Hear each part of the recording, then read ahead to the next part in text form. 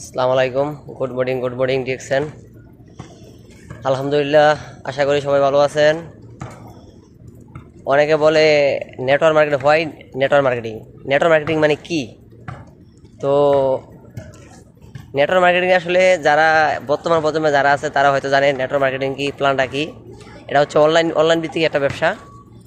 তো এখানে DXN company যেটা আছে, ডিএক্সএন, আর আমাদের দেশে একটা আসলে ডিএক্সএন ইন্টারন্যাশনাল, আর আমাদের দেশে যেটা ছিল এটা হলো ডেস্টুনিক। তো অনেকে বলে যে ভাই এটা তো ওই কোম্পানি, এটা সেটা।